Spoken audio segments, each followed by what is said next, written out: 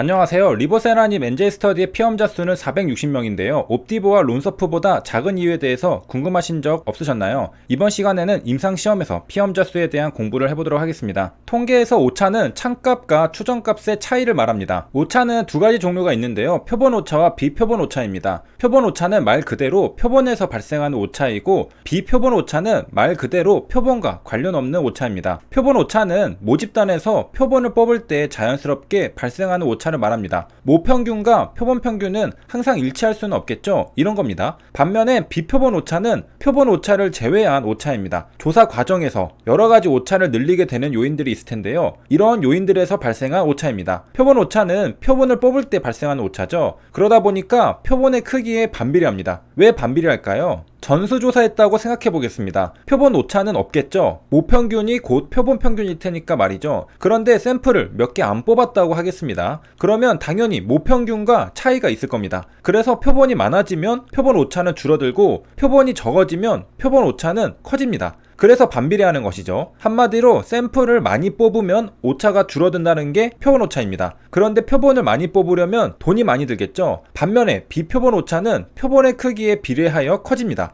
애초에 실험 과정에서 발생하는 오차이기 때문에 표본을 뽑을수록 비표본 오차는 누적되어 증가될 겁니다. 예를 들어 질문지를 잘못 구성했다고 하면요, 질문지 자체가 잘못되어 있으므로 설문조사를 하면 할수록 오차는 커지겠죠. 그래서 비표본 오차는 표본의 크기에 비례하여 커집니다. 표본의 크기가 똑같을 때 표본 오차는 줄일 수 없는데 비표본 오차는 줄일 수 있습니다. 질문지를 잘 만들면 되는 거잖아요. 그래서 훌륭한 연구자는 비표본 오차를 잘 줄이는 연구자겠죠. 충분히 주의만 한다면 비표본 오차와 같은 오차는 줄일 수 있다는 겁니다. 오차에는 표본 오차와 비표본 오차가 있다고 했습니다. 표본 오차는 영어로 샘플링 에러라고 합니다. 모집단에서 일부 샘플을 뽑아서 추정하는 것이기 때문에 필연적으로 표본 오차는 발생할 수밖에 없죠. 모집단의 특성치와 표본의 특성치는 아주 조금이라도 차이가 발생할 수밖에 없기 때문입니다. 한마디로 표본 오차는 표본 추출 과정에서 어쩔 수 없이 발생되는 오차입니다. 참값과 추정값 사이에 불일치하는 오차죠. 추정을 하기 위해서 표본을 추출하다 보면 어쩔 수 없이 발생하는 오차입니다. 그리고 표본을 많이 뽑을수록 표본 오차는 줄어들죠. 신뢰 수준과 표본 오차에 대해 좀 더 살펴보겠습니다. 선거철에 뉴스를 보면 여론조사 결과 신뢰 수준 95%의 표본 오차가 뿔마 3.0%였다는 걸 많이 볼 수 있습니다. 우선 아까 공부했듯이 표본 오차는 표본의 크기가 커질수록 줄어듭니다. 반대로 작아지면 늘어납니다. 표본의 크기가 최대치로 늘어나면 전수조사라는 사실을 떠올리면 이해가 쉽죠. 샘플링하면서 생기는 오차는 없어지게 되죠. 모평균과 표본 평균은 똑같아집니다. 표본 평균은 영어로 샘플링 에러입니다. 샘플링하면 생기는 에러라는 뜻이죠. 샘플링은 적게 할수록 에러는 커집니다.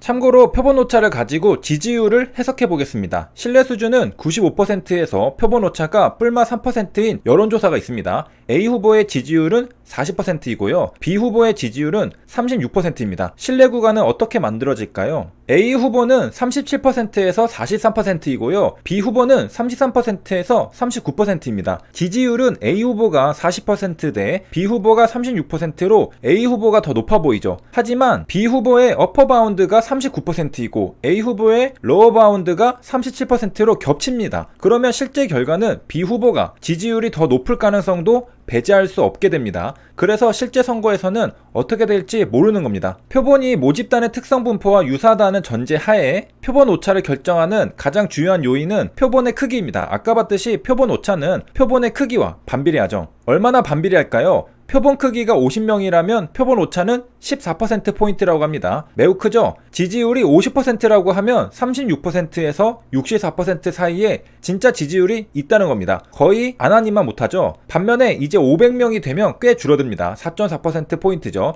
50% 지지율이라고 한다면 45.6%에서 54.4% 사이의 지지율이 있게 됩니다. 그리고 우리가 보통 보는 여론조사는 1000명을 대상으로 하니까 아까 봤듯이 3.1%포인트의 표본 오차를 자주 볼 수 있는 겁니다. 1000명을 대상으로 하면 3.1%포인트가 표본 오차인 것이죠. 표본의 크기가 커질수록 표본 오차는 줄어듭니다. 반비례합니다. 글쓴이는 표본 오차보다 훨씬 작은 변동에 대한 의미 부여는 해석이 아니라 허구라고 말합니다. 이 기사를 보면 이제 이해가 쉽습니다. 성인 1000명을 대상으로 여론조사를 했습니다. 표본 오차는 뿔마 3.1%포인트라고 합니다. 그렇다면 신뢰 수준은 95%이구나 알 수 있죠. 왜냐? 1000명을 대상으로 신뢰 수준을 95%로 잡았을 때 표본 오차가 뿔마 3.1%포인트이기 때문입니다. 역으로 추측해 볼 수도 있는 것이죠. 여기에서 이제 임상시험에서 피험자 수를 어떻게 계산할지 감을 잡을 수 있습니다. 역으로 추측해 보는 겁니다. 내가 신뢰 수준 95%를 잡고 표본 오차를 뿔마 3.1%포인트로 잡고 싶다면 성인 몇 명에게 설문조사를 하면 될까? 라고 생각해 볼 수 있죠. 역으로 추측해 보는 겁니다. 여기에서는 1000명이 나오게 되죠. 임상시험에 필요한 표본의 크기를 알아내려면 이와 비슷한 작업을 해야 합니다. 다른 값들을 알아내서 계산기를 돌리면 표본의 크기를 알아낼 수 있습니다. 그 중에 하나가 바로 이펙트 사이즈입니다. 쉽게 말해 이펙트 사이즈는 약효를 나타냅니다. 실험군과 대조군의 차이를 말하죠. 단위 문제를 해결하기 위해 시그마로 나눠줬네요. 그런데 문제는 이펙트 사이즈의 참값은 모른다는 겁니다. 역시 표본의 크기를 계산하기 위해 필요한 이펙트 사이즈는 대략적인 측정값으로 계산하게 됩니다. 굉장히 아이러니하죠. 이펙트 사이즈를 모르니까 임상시험을 진행하는 건데 그 임상시험을 진행하기 위해서 피험자 수를 계산하기 위해서는 다시 이펙트 사이즈가 필요한 상황입니다. 아니 내가 임상시험에서 약효가 얼마나 있는지 알아내기 위해서, 즉 이펙트 사이즈를 알기 위해서 임상시험을 하는데 그 임상시험을 시작하려면 이펙트 사이즈를 알아야 한다는 것이죠. 물론 참값이 아닌 추정값입니다. 참값은 전세계 환자를 대상으로 해야만 알 수 있겠죠. 임상시험 모든 결과 자체가 추정값입니다. 글쓴이는 통계학과 교수님인데요. 실제로 의대 교수님들도 이펙트 사이즈 추정값을 알아야 표본의 크기를 알 수 있다는 사실에 화들짝 놀란다고 합니다. 그걸 몰라서 임상시험을 하는 건데 그걸 알아야 환자 수를 구할 수 있다는 것이죠. 이런 사례를 보면 임상시험을 하는데 의학 지식을 가진 의사뿐만 아니라 왜 통계학자가 필요한지 알 수 있습니다. 약에 대한 이해는 의사가 훨씬 잘할 겁니다. 그러나 임상시험을 설계하는 건 또 다른 분야라는 것이죠. 그렇다면 왜 이펙트 사이즈를 알아야 피험자 수를 구할 수 있을까요? 직관적으로 이해해 보겠습니다. 이펙트 사이즈가 크다는 건 약효가 좋다는 것이죠. 만약에 약효가 좋다면 피험자 수가 많을 필요가 있을까요? 별로 없어도 될 겁니다. 실험군과 대조군에서 확연하게 약효의 차이가 날 거니까 말이죠. 그러나 약효가 애매하다면 피험자 수가 많이 필요할 겁니다. 약효의 차이가 애매할 것이기 때문이죠. 그러면 표본의 크기가 커야 합니다. 여기에서 리보세라닙의 피험자 수가 옵디보와 론서프보다 미세하지만 더 작은 이유를 알 수 있습니다. 임상시험을 설계할 때 이펙트 사이즈가 더 클 것이라 추정했기 때문입니다. 그 이유는 여러 가지가 있겠죠. 하나는 이미 중국에서 위암치료제로 아파티닙이 시판되고 있다는 사실이고요.